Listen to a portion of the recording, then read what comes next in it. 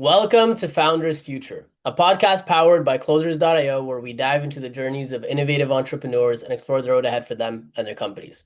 I'm your host, Ammar Elm, and in each episode, we uncover the stories behind impactful ventures, the challenges faced along the way, and the strategies driving their future growth.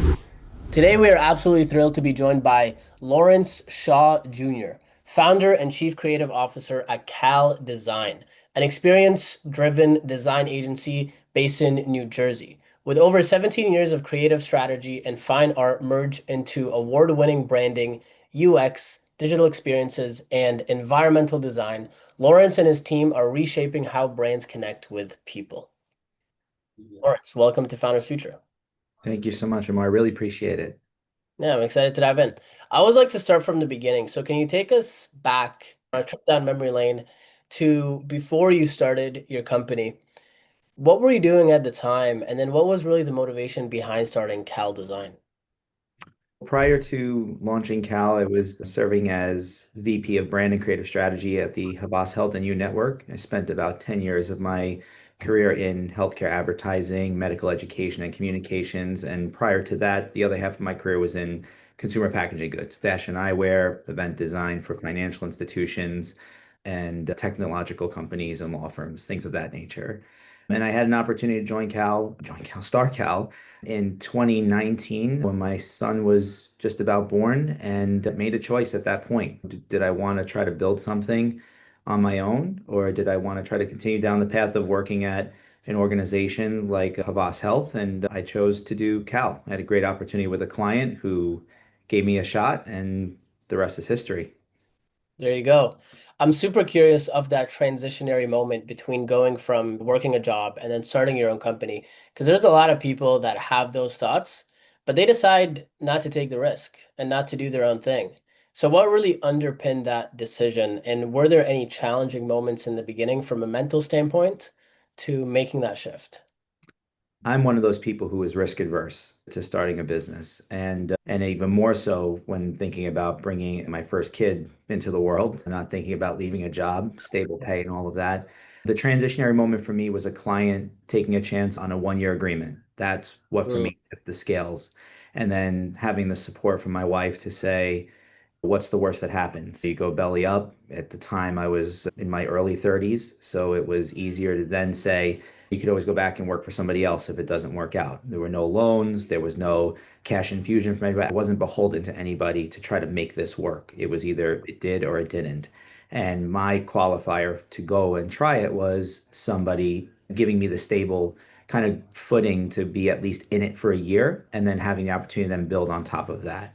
And that was the transitionary moment. But in hindsight, I would say it was probably the best decision for me. And what I've learned as a business owner, and what I would tell anybody who's considering it, is to not jump in as soon as they want in their early career. Because what I have learned over the last 6 years is that relationships are so pivotal, and it's very hard to form them unless you've built a rapport with colleagues and people who move to different organizations and believe in you and trust you to bring them with you. Now, some people are great at sales, some people are great at marketing, so they could bypass that.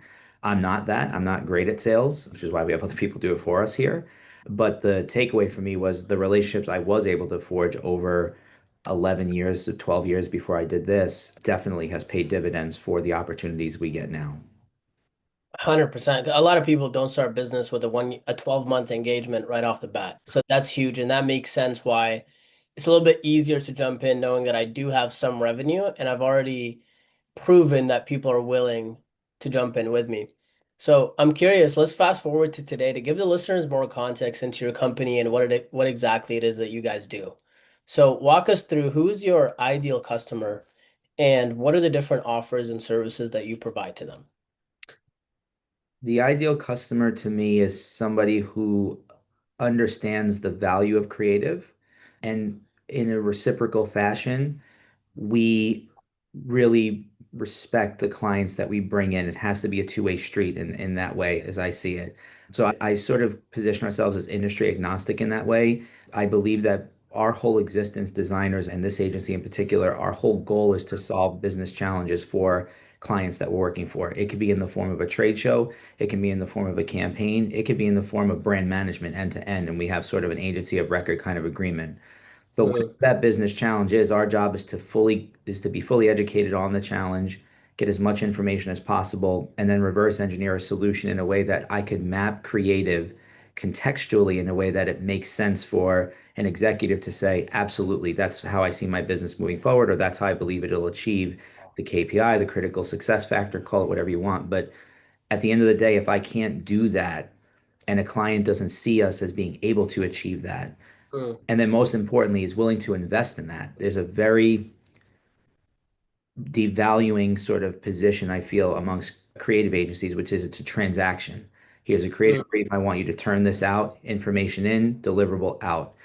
And we don't work with clients like that. We simply won't work with anybody like that. So in terms of, I think it's more of a psychological thing is not necessarily you have to pay a premium for great. I believe in accessibility to creative and accessibility to great solutions, but I believe in being viewed as a partner who understands the business challenge as much as I can translate it across different medias in different ways. Are there any specific demographic features of an ideal client, or is it mainly what you just explained, which is more psychographic? It's more psychographic. I could get a sense of after doing it for so long who is truly going to value our team and want to work with us as opposed to treat us as a production shop. And Mm, anytime, I won't say I'm perfect, anytime that has happened and I've seen that, we've have fired those clients and moved on from them pretty quickly.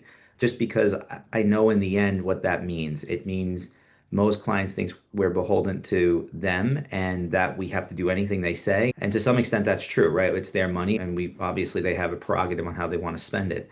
But in a larger context, you get a sense early on who's treating you as a strategic partner versus somebody who just wants you to turn something out that they want to pay a low budget, low yeah. cost, whatever they're looking for, something for nothing is what a lot of people say. But for me, at the end of the day, it's really about the valuing of the partnership. And that can only come in really experiencing each other and seeing how you interact on a day-to-day basis. Yeah, that makes perfect sense. There's a difference between somebody who truly views you as an expert and wants to get your input on what they're thinking of doing and is open to strategy around that, and someone who's simply not, which makes perfect sense. I'm curious though, let's say somebody's listening to this and they understand the value of what it is that you do, the creative side, the experience-driven side. What does it actually look like to work with you? What is it that you guys can hit from an agency perspective? And what it is that you don't do. That makes sense. It does. What it is that we do, I think, is pretty vast. We are able to do everything from identity systems and what people most define as branding, logos, guidelines, color palettes, full-on systems, your web, your digital, your print design, editorial, trade show exhibits, things of this nature. We can cover all of that. We've worked with global institutions where we've done international e-com platforms along with growth campaigns. We've done things as small as direct mailers. It widely varies. What we don't do, and what I try not to subscribe to, and very purposefully, is we don't build applications and software in-house. We have partnerships, and we actually don't shy away from our partnerships, and that's dramatically different than GCing work out or subcontracting work to people. We don't have a plethora of companies. We just call up and say, hey, can you do this? We have trusted partners since the day that I've opened, some of which I've known from when I was in agency life, when I was working on the agency side, where those individuals still have their companies and they do great work. And if they can't do it in partnership with us, we won't take it on. So Yeah, things like VR and AR coding and programming or extended reality experiences, we don't code that in-house. We don't code software in-house, but we build software. We have built software and applications for organizations. So we'll do all the UX, UI, all the site maps, TRDs, FRDs, business analyst kind of roles, and we'll serve in that strategic and creative function. We'll figure out the best flow for someone to navigate. And then we bring in somebody, we manage the process in-house and with our project managers who have digital backgrounds. But beyond that, I would say big video shoots, commercial style shoots. We don't do those kind of things. But it's very specific in those like specialty areas where unless you're niched to that, yeah, I don't know many agencies that do that in-house, or unless they're part of a global network where they have access to it. So yeah, we're no different in that capacity. I think the benefit for us is we're smaller, and but that doesn't necessarily mean lesser quality. It means better accessibility. You're not paying for depth of teams to keep our operational overhead going. Your actual dollars are going to solutions and what we can deliver for you. And that's why a lot of companies have come to us more recently. Yeah, it sounds like it's a more intimate approach that the companies get to experience as well, working with an agency like yours. Let's shift a little bit to the back end of the business. When it comes to acquiring customers and generating leads for your agency, what does that process look like for you guys currently? It's I would say it's threefold. The first is word of mouth by far. Every relationship we've built, anybody who's left undoubtedly an agency or on the client side of things, or they've gone from agency to the client side, they have continued to call us and bring us in for a whole host of reasons. That is by far our number one business driver. Number two has been RFPs and things that we've been invited to pitch for. Some of that is again by referral. Some of that is us doing some promotion in kind of RFP databases and where we're positioning ourselves with our company profile and how we might be viewed. And then more recently, in the last year, we've brought in sales folks, two in particular, who are experienced in this field in creative marketing and services, selling those kind of capabilities. And Mhm. that has led to us getting really smart with tools in the AI space like Clay and Sixth Sense and things of that nature, and how we're thinking about the buying signals of the customers we want and then how we're doing outreach to decision makers by understanding where they are and what they're looking for potentially based on all the signals we have to make an Mhm. informed decision on why we're reaching out and then subsequently having an array of case studies to also back up why we're Yeah. the appropriate team for that. So it's not every sector that we're reaching out to. It's places where we actually either feel we have a right to win category because we've done so much of it, or a Yep. place where we've been successful more recently where we feel like we can continue that momentum. I appreciate you breaking that down. So the salespeople, it sounds like they're outbound. So they use a tool like Clay to scrape essentially a list, maybe email, maybe cold call, maybe both. Is that fairly accurate? Not so much cold call. We have been thinking about that. I would say definitely the email and the outbound, but the thing about what's different about it is it's not a list build, scrape it for make sure it's all valid information and then cross your fingers and hold your breath. We've actually very considerately thought through, as an example, when someone makes a job change, is that something we want to know? And is the organization growing? These are potential signals that we've put Mhm. in. The tool also looks at 10Ks for publicly traded. Are they getting cash infusion or investments for their next move? So all Yeah. of these criteria, that's just a small data set, but we have 7 or 8 other signals that then qualify a particular company and or prospect to say, yeah, this is a good person, or no, it's not high enough for us to even try to reach out at this point because then we're just guessing and stabbing in the dark. And I don't believe in inundating people's emails. So we try to be very thoughtful about it based on the information we see in the public Fair sphere. enough. It's very targeted and tailored. I'm super curious your perspective on this because I was talking to another agency owner last night actually, and he was telling me the majority of his business comes from referrals, word of mouth, and maybe organic social media. And it's great. They're high intent, high like, know, and trust factor, obviously because they were either referred or they came through some sort of word of mouth. But he expressed frustrations with the fact that it's not super predictable, it's not super consistent. It's hard to pull a lever and get word of mouth and get more word of mouth leads. So I'm curious for you, what has been your perspective with that? And if you've experienced the same things, what have you been doing to navigate it?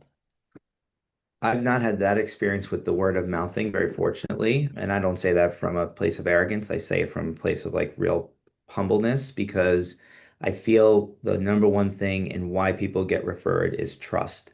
Trust in Mm. that they're going to deliver, but also trust in you're going to do right with their budget. And I would say over the last 2 years in particular, I remember my uncle telling me if you could get past the 50th year of business, you will see a plethora of opportunities open up because your reputation will start to scale and you've been at it long enough. It's usually the first Past what? Sorry? past your 5th year of business is what my Got uncle it. told me. Your first 2 or 3 are always that grind. Your third and fourth, you might be hitting your stride. By the fifth, if you've done right by a lot of people, your reputation should start to precede you essentially as an individual owner. And I've seen that happen. Maybe not exactly the 5th year. It's more like this year.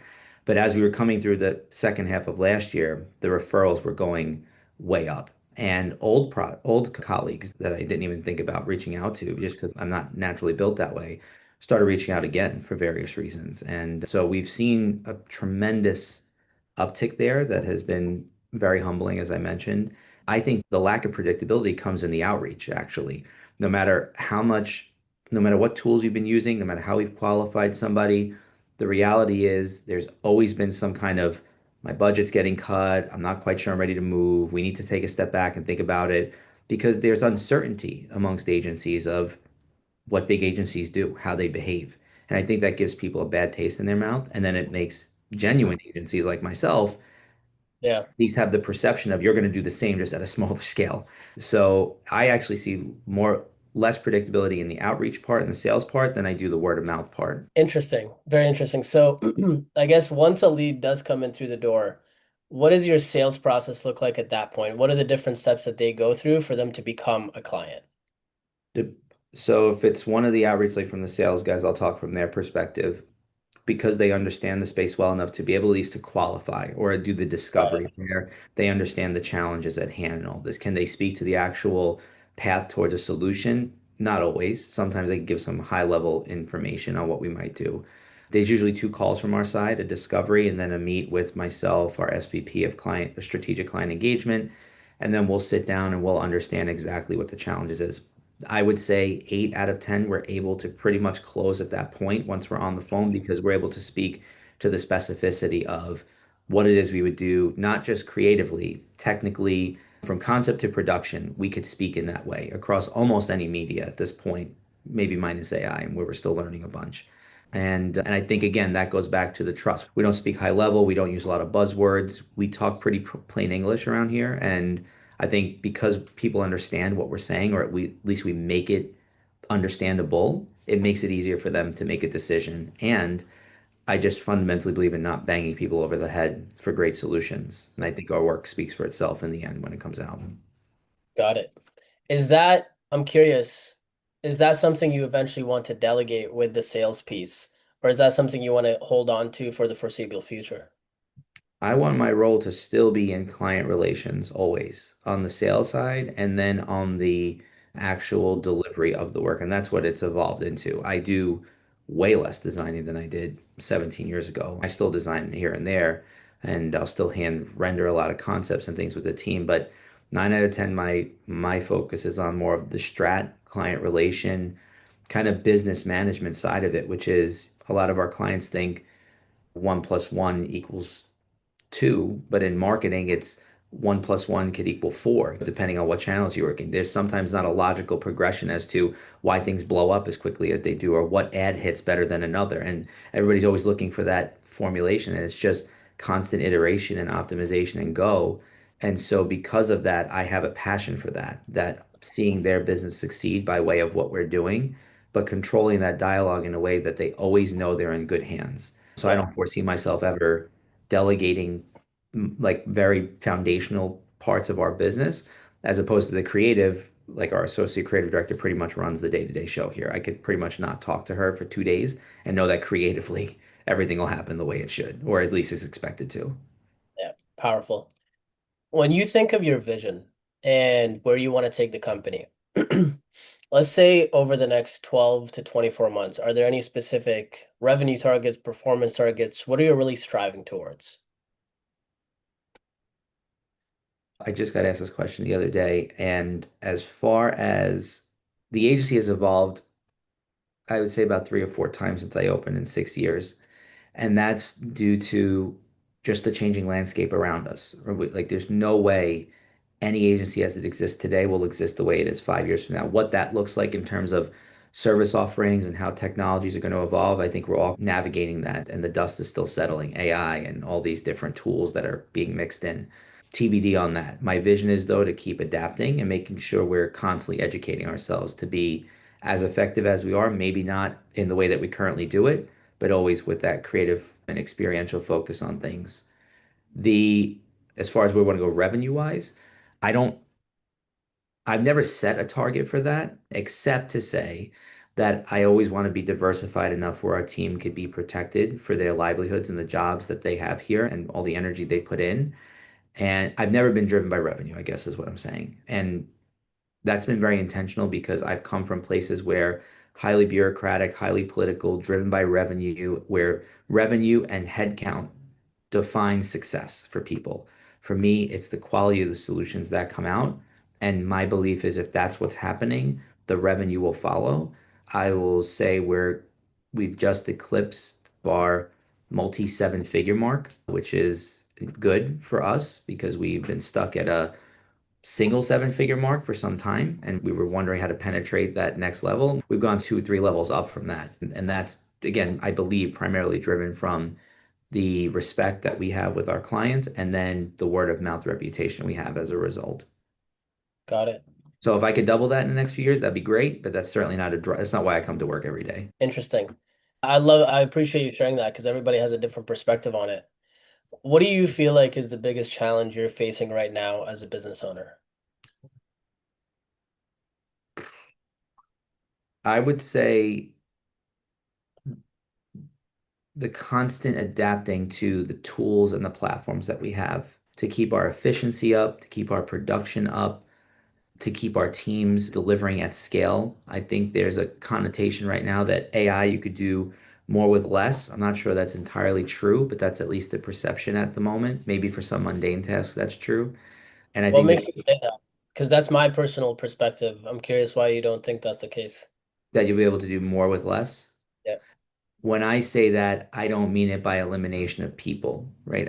In my Yeah. world, I mean it by how we continue to integrate so that teams can do more without doing more hands-on, more Yeah. manual, right? In my world, they to know how to put all these pieces together, I think you're asking a lot of any one individual or a small team inside of a company to say, go learn how to put the AI video tool together with the AI audio tool, with the AI deployment tool for social. Like you're asking them to be a lot of things they were never designed or thought they would be in their career.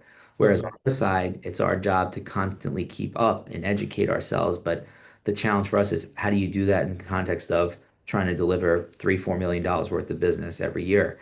And that's the challenge we have, right? So that's our biggest hurdle. The more rudimentary, mundane scheduling email to I could see that easily freeing up some time. But in our world, it's how do you still deliver that creative expectation with a bunch of platforms where it seems easy and yet Hmm. it's not at all. These tools also aren't optimized at the moment yet either. They're getting there, but the tools are still not creatively efficient.